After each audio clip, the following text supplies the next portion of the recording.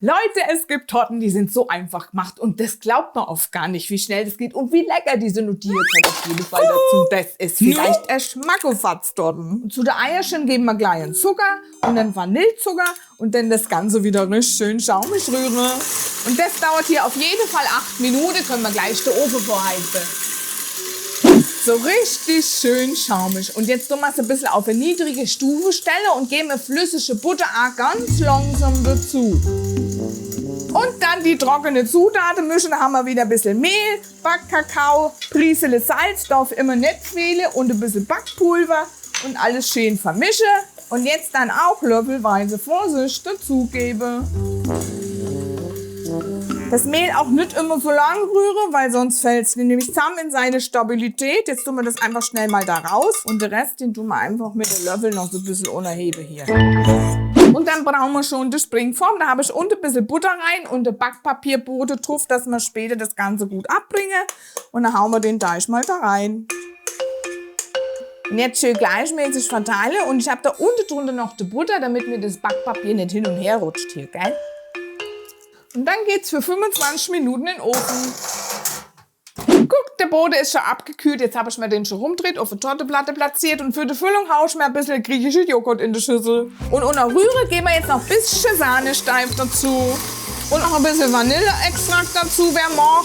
Mensch, ich wollte ja eigentlich abnehmen, aber irgendwie klappt das jetzt noch nicht, weil ich habe jetzt so Appetit auf den Kuchen. Und jetzt brauchen wir natürlich noch was ganz Leckeres dazu. Und dazu habe ich mir schon ein Pudding vorgekocht. Den lasst ihr einfach zimmerwarm abkühlen und immer so Folie drauf. Dann denkt der nämlich, er hat schon eine Haut. Das ist immer ganz witzig. Dann passiert da nämlich nichts, weil sonst wird es nämlich so krümelig. Und damit das auch gar nicht passiert, nehme ich mir immer noch so Sieb. Und da drücken wir jetzt den Pudding erst einmal durch. So, schau, jetzt ist es so richtig schön flockelos, weil da bleibt nämlich immer ein bisschen was hängen, gell? Und darum machen wir das. Das ist viel besser. Und jetzt heben wir das einfach mit dem Löffel so unter.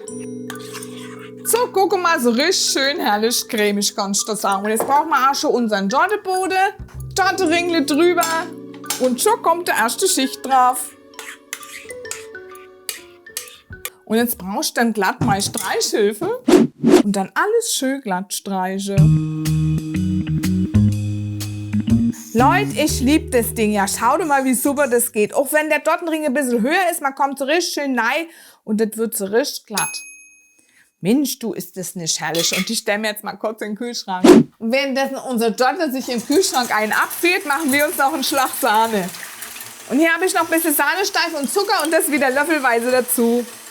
Sahne fertig, guck und immer drauf achte, dass sie keine Butter wird und dann kommt sie auch schon drauf.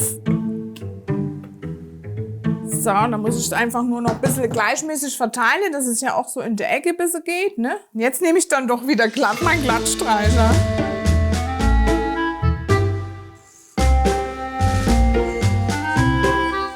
Und jetzt noch mal schnell in den Kühlschrank. Das Tortchen kühlt noch und wir knuspern uns derweil ein paar Kokosflocken an. Das duftet dann so richtig schön nach Kokos und da müsst ihr aufpassen, immer nur ein bisschen, dass es so leicht cremefarben wird, gell? Und dann tun wir es zum Abkühlen einfach wieder zurück.